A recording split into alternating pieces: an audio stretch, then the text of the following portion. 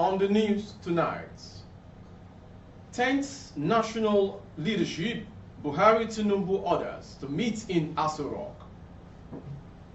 Pains you caused Nigerians will haunt you. Showore rejects Buhari's apologies. Release Nnamdi Kanu to prove your apology to Nigerians is genuine. And on sports, Anthony Joshua prepares for Dawn Wilder fight in Saudi Arabia. For more updates and broadcasts on YouTube, our handle is BGI TV Current. Kindly subscribe and click on the notification bell, select option all, and access to our broadcast. On Facebook, Gbagede Imo with Alawiye Adebayo. Please like and follow the page. I am Morire Rabila Lawal. Now the news in detail. President Muhammad Buhari, the President-elect Bola Tinubu, Vice President-elect Kashim Shettima, and Senators-elect on the platform of the All Progressive Congress APC are expected to hold a meeting in Tussle Rock after the summer break. A Senator-elect who spoke with Saturday Sun on the planned meeting said an adopted candidate for the position of the Senate President and the Deputy President of the Senate will be announced except there is a special intervention. According to the lawmaker-elect, the meeting is a move to stop the repeat of Bukola Saraki's emergence in 2015.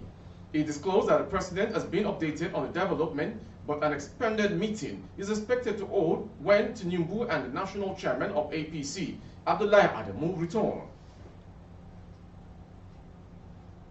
Going on to the next story. The presidential candidate of the African Action Congress, ACC, in the 2023 general election, Omoyole Sowore, has rejected an apology offered to Nigerians by President Buhari as his administration went up. Buhari had on Friday asked Nigerians to pardon him, especially those he might have hurt while discharging his duties. Reacting to Buhari's apologies, Sowore, in a tweet on his official handle, reeled out reasons the president may never be forgiven. Sowore said the president did not only off Nigeria, but dehumanized citizens of the country with some unfavorable policies. He declared that the opportunities Buhari crushed will continue to haunt him till the end of time. You deny Nigerians of a decent life, you deny children, women, men, old and young an opportunity to live and thrive.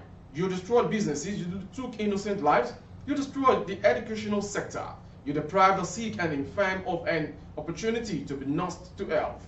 You unjustly detained and imprisoned many.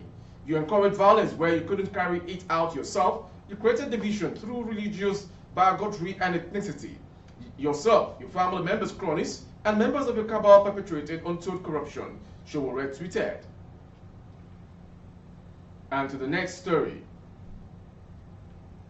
Barrister Alo Ejimako, lawyer to the detained leader of the indigenous people of Biafra, IPOB, Mazi Nnamdi Kanu, has asked President Muhammad Buhari to prove that his apology to Nigerians is genuine by releasing the IPOB leader from detention. Kanu has been in the custody of the Department of State Services, DSS, since June 2021, after President Buhari-led Nigerian government arrested him in Kenya and returned to Nigeria for continuation of his trial on treasonable felony and terrorism charges leveled against him by the government. However, the Nigerian Court of Appeal, in its judgment in October 2022, discharged and acquitted the Southeast Secessionist group leader and ordered his immediate and unconditional release from detention. But the Nigerian government objected to the appellate court's ruling and appealed the government and the judgment at the Supreme Court, while Kanu remained in detention. On Friday, Sahara reporters reported that President Buhari asked Nigerians that feel off by his action or policies to pardon him because we are all humans. The president had said, having been a governor, minister, and president twice, I think God has given us an incredible opportunity to serve as your president, and I thank God for that. So please, whoever feels I have done wrong to, we are all humans. There is no doubt I hurt some people, and I wish you pardon me, and those that think I have hurt them so much, please pardon me, says the president. Reacting to Buhari's apology, Kanu's lawyer, Ejimako, said that Buhari's policy of self-determination led to extrajudicial killings, detentions, torture, and an infamous extraordinary rendition. And to the next story. The Kano State Governor, Dr. Abdullahi Ganduje, has disclosed that his administration pardoned 4,013 inmates in 8 years across all Kano correctional facilities. Similarly, he said his government has also, within the 8 years, settled fines and compensations for the inmates to the tune of 4.4 million naira. This is contained in a statement signed by Ahsen Musa Fege, Chief Press Secretary to the Deputy Governor of Kano State on Friday. The governor, who was represented by his deputy, Dr. Nasiru Gawuna, stated these while pardoning 43 inmates with various offenses, serving jail terms during the occasion to commemorate the Eid al-Fitr celebration at the Gorondute Custodial Center.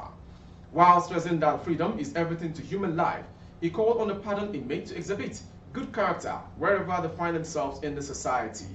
The controller of the correctional service in the state, Suleiman Inua, explained that the gesture offered by the Kano State government of releasing inmates on payment of fines, compensation and pardon will assist in decongesting the facilities and ensure a peaceful atmosphere in the yard. He appealed to all the states to emulate the gesture and also urged the beneficiaries to be good ambassadors of the Nigerian Correctional Service by being law-abiding citizens through displaying good behavior. And to the next story from Kano. Some local and international organizations have raised concerns over the menace of human trafficking and the plight of refugees across the globe, saying there is need for concerted effort by all to check the growing trend. The concerned organizations include the United Nations High Commissioner for Refugees and the National Agency for the Prohibition of Trafficking in Persons, among others. They made the call in Ijebu-Ode, Ogun State, during the premiere of the film Dangerous Hope, which seeks to enlighten and sensitize vulnerable and other people of concern to the dangers of irregular migration, calling for an attitudinal change, increased knowledge and awareness for potential traffickers. They sought necessary tools and assistance that could help survivors reclaim their lives. The head of the UNHCR Lagos Field Office, Ephraim Kabura, expressed the need for adequate awareness on the risk of being trafficked and the need for all to be proactive towards reducing the menace. The need to fight the growing trend in human trafficking is a task that must be done by all, he argued. With the growing rate of economic exploitation and harvesting in organs of victims, trafficking in person remains a subject of global concern.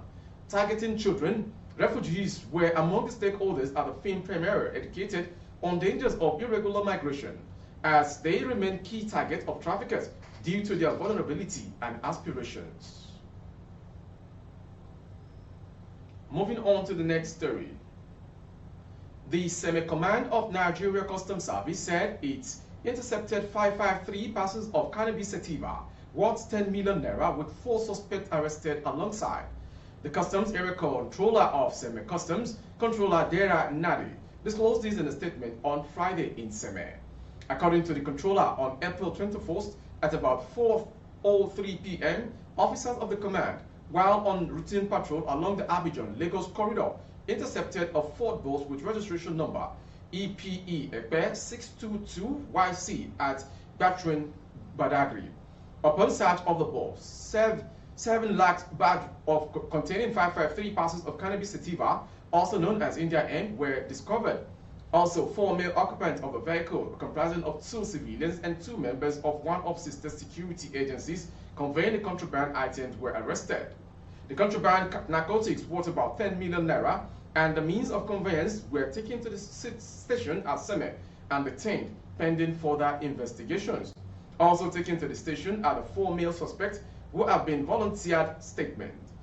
However, the 2 members of one of the sister security agencies were handed over to their agency for further necessary action. Preliminary investigation following the questioning of the suspect revealed that the India Hemp was destined for Kaduna State, he said. Now, they condemned the nefarious means of earning a living by some members of the society who had no consideration for damaging effect of hard drugs, which contributed to the crime in the country. He urged members of the society who transpires the Seme corridor to take advantage of the trade facilitation effort of the Nigerian Customs Services and engage in legitimate business. Going on to the next story on the World News this hour is a story from Taraba.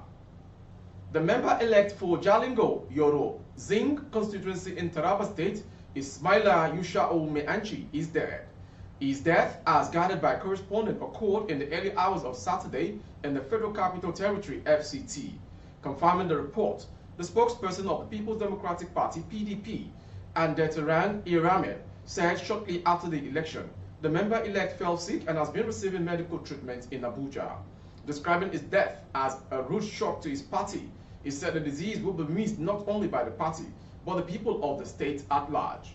Also speaking, the acting chairman of the party, Abubakar Bawa, described the death as a big blow to the PDP family in the state and the country at large. A family source confirmed that the late member-elect took to illness shortly after he was declared winner of the just concluded election. The family source said the funeral arrangements would be announced later. The member-elect, who contested the National Assembly election on the platform of the PDP, defeated his opponent from the All Progressive Congress, APC, the New Nigerian People's Party, NNPP, and the Social Democratic Party, SDP, by a landslide. From that story, we'll go to the next one. 2 years after the abduction of dozens of schoolgirls from Federal Government College, Brenin Yauri in Kebbi State, 4 of the remaining 11 girls in captivity have regained their freedom.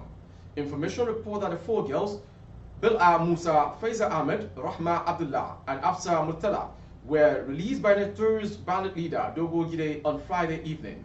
It took 6 days of negotiation in the forest before 4 of the girls were released to earth. Salim Kauje informed on Saturday morning. We have 7 more still in captivity, and 2 of the parents are still in the forest trying to secure their release. He said they had paid an undisclosed amount of money to secure the release of the 4 girls after they sold their properties and a fundraising that so many Nigerians assist the parents financially. In January, Kauje had confirmed that they were in talks with Dogo Gide after the sought intervention through the mother of the bandit. FGC Brenin Yauri was attacked by bandits on June 17, 2021, where dozens of students and teachers were kidnapped from the federal government-owned mixed boarding school. 11 of the students have remained in captivity despite huge sums of money being paid and prisoner swaps at different times. Moving on to the foreign story this hour. Diplomats and nationals from the US, UK, France, and China are to be evacuated from Sudan as fighting there continues. A statement from the Sudanese army says, Army Chief Fatah al-Burhan agreed to facilitate and secure their evacuation in the coming hours, he said. He is locked in a bitter power struggle with the leader of the rivalry paramilitary faction, the Rapid Support Forces, told the BBC. Hundreds of people have been killed in a week of fighting across the country. Previous plans to evacuate foreign nationals have not been implemented because of safety fears. Saudi Arabia has also announced it is arranging the evacuation of Saudi citizens and nationals of brotherly countries from Sudan. The Sudanese army also said Saudi Arabia's diplomatic mission had been evacuated. To end the news as a sports story. Anthony Joshua is getting ready for a December showdown with Deontay Wilder in Saudi Arabia, believing the fight that has been building for 7 years is close to being delivered. The 2-time heavyweight world champion marked his return to the ring with a unanimous point win over Jeremy Franklin at the O2 Arena in April. The 4th stage in a 3-fight plan devised to return him to the summit of the division. Those plans appear to change shortly after the victory. However, with AJ revealing just over a week later that he will not be out again until December. Heavyweight boxing has been awash with rumors of a spectacular 4-man tournament involving its biggest hitters, Joshua, Wilder, Alexander Usyk, and Tyson Fury. It is being suggested Joshua and Wilder could even fight on the same night Usyk and Fury finally meet for their undisputed title clash on a historic event for the sport.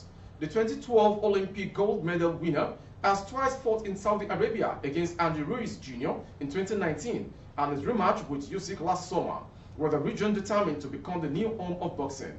There are plans to bring 4 of its box office names all under the same roof as our ambitious but very realistic, Joshua says. From my experience with Saudi, if they say they are going to do something, they are more than likely going to do it, Joshua told metro.co.uk. That ends the World News this hour from BGI TV Current. Before we go, some major headlines. Pains you caused Nigerians will hurt you. Showore rejects Buhari's apology. Tense national leadership. Buhari Tinubu orders to meet in Aso Rock. Release Nnamdi Kanu to prove your apology to Nigerians is genuine. Ganduje pardons 4,013 inmates in 8 years. And on sports, Anthony Joshua prepares for Deontay Wilder in Saudi Arabia. For more updates on YouTube, the handle is BGI TV Current. Kindly subscribe and click on the notification bell. Select option all to access our broadcast. On Facebook, Gbagede Imo with Alawiye Adebayo. Please like and follow the page. For advert placement of goods and services, coverage of events and functions, please dial the phone number streaming on your screen for adverts placement. Thank you for watching. I am Morire Rabila Lawal. Eid Mubarak, still ongoing all around the globe. May we celebrate many more. Cheers.